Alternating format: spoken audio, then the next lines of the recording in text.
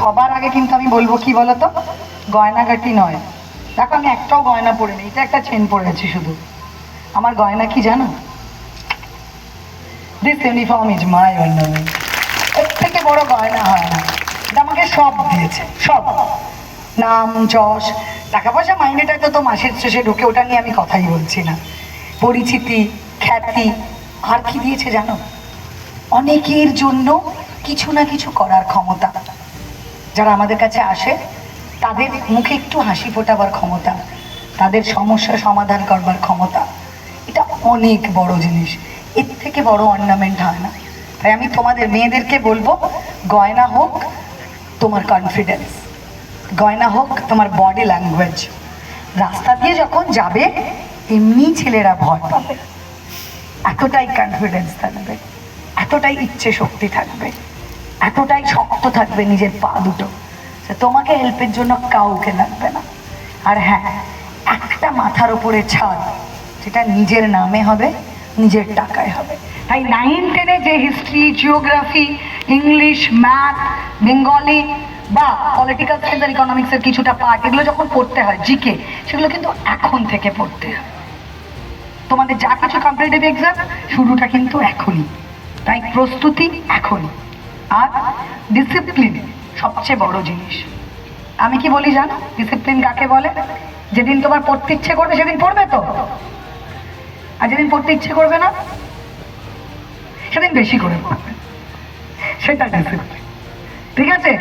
মন তোমার কথায় চলবে, তুমি মনের কথা নাও। এই সময় মন কিন্তু খুব উড়ু উড়ু থাকে, একটু তোমাদের দোষ নয়। ফেসবুক দেখতে ইচ্ছে করে, প্রেম করতে ইচ্ছে করে মন দিয়ে, পালিয়ে যেতে ইচ্ছে করে, মুভি দেখতে ইচ্ছে করে, ছেলে বন্ধু থাকতে ইচ্ছে করে, এগুলো সব ইচ্ছে। মন দাবার দেবে, একটাই কাজ এখন, চাকরির জন্য পরীক্ষা দিতে হবে, নিজের পায়ে দাঁড়াতে হবে। না, বাবা মা তো কষ্ট করলো, জন্ম দিল, এতদূর বড় করলো, পড়ালো, খাওয়ালো, তোমাকে জামা কাপড় কিনে দিল, তোমার পাশে দাঁড়ালো, তাহলে এরপর তো ফেরত দেওয়ার সময় সমাজকে আর বাবা মাকে। তাই তো, বড় হয়ে গেছে, টিনেজ প্রায় কমপ্লিট হতে চললো, এবার ঝাঁপিয়ে পড়ো, প্রস্তুতি। তো বি প্রিপেয়ার্ড, আমরা সবাই পাশে আছি।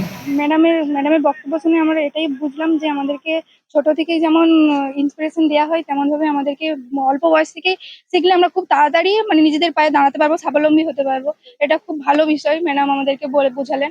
আমরা চাইবো এটাতে আমরা যেমন অন্য যে মেয়েগুলো এখনো বাকি আছে তাদেরকেও আগ্রহী করানোর জন্য চেষ্টা করব। আমরা নিজেরা তো অবশ্যই থাকবো, এবং তার সাথে অন্য যারা আছে তাদেরকেও উৎসাহ দেবো যাতে এটাতে যোগদান করে। এই শিবিরটার জন্য যারা আয়োজন করেছে তাদের জন্য খুব, তাদেরকে অসংখ্য অসংখ্য ধন্যবাদ জানাই আমাদের স্কুলের কর্তৃপক্ষ। ম্যাডাম বললেন যে এই শিবিরের মধ্যে আমাদেরকে ফিজিক্যাল ট্রেনিংও দেওয়া হবে এবং পড়ানোও হবে, জিকে, জেআই এইসব দেওয়া হবে। আমাদের মাননীয় মুখ্যমন্ত্রী এখন ঘোষণা করলেন যে পুলিশে প্রচুর লোক নেওয়া হবে, তখন ওনার দিক নির্দেশ মেনে আমরা চেষ্টা করলাম যাতে আমাদের বাচ্চা বাচ্চা ছেলেমেয়েরা যাতে ক্লাস 10, 11, 12-এ পড়ে, তারা যাতে আগামী ভবিষ্যতে এই চাকরির পরীক্ষার জন্য নিজেদেরকে তৈরি করতে পারে। তার জন্য একটা পাইলট প্রজেক্ট হিসেবে আমাদের কেশপুর, আনন্দপুরের বিভিন্ন স্কুলের প্রায় 500-600 বাচ্চা, যাদের মধ্যে প্রায় 350 বাচ্চা মেয়ে আছে, তাদেরকে এই সমস্ত পরীক্ষা, যেখানে পুলিশের কনস্টেবল বা আধা সামরিক বাহিনীর বিভিন্ন কনস্টেবলের জন্য শারীরিক মেহনত এবং সঙ্গে যে পরীক্ষা হবে সেই পরীক্ষার জন্য তৈরি, সেই জন্য আমরা প্রস্তুতি এই নাম দিয়ে একটা পাইলট প্রজেক্ট লঞ্চ করলাম এইখানে, যেটা আস্তে আস্তে আমরা পুরো পশ্চিম মেদিনীপুরের বাচ্চাদের মধ্যে ছড়িয়ে দেব।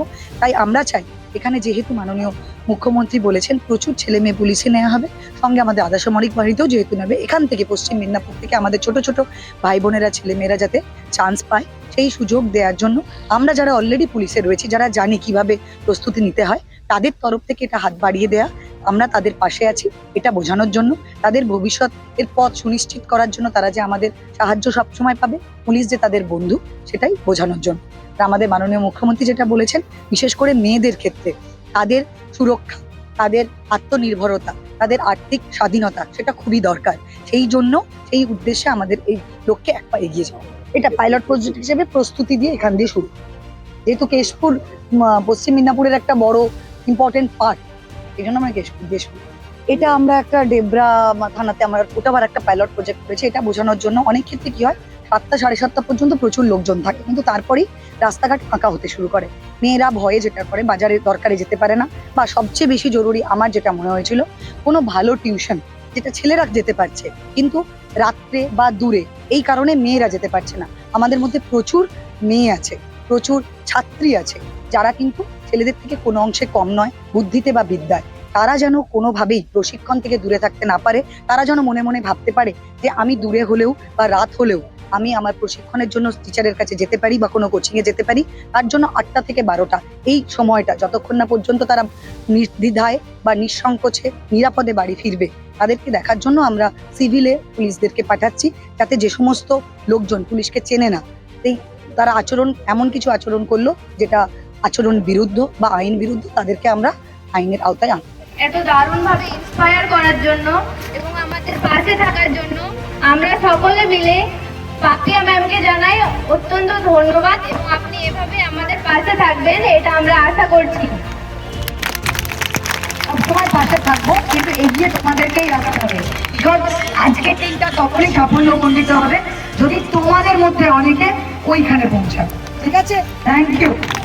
আমাদের পশ্চিম মেদিনীপুর জেলার সম্মানীয় SP madam honourable Papiya Sultana IPS, আমরা একটি বর্ণাঢ্য প্যারেডের মাধ্যমে আমরা এই মঞ্চে আমাদের আমরা এই অনুষ্ঠান মঞ্চে স্বাগত জানাচ্ছি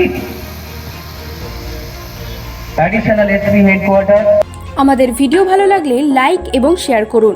কমেন্ট সেকশনে গিয়ে জানান আপনাদের মতামত। আরও ভিডিও পেতে আমাদের চ্যানেল সাবস্ক্রাইব করুন এবং প্রতি মুহূর্তে খবরের আপডেট পেতে প্রেস করুন বেল আইকন।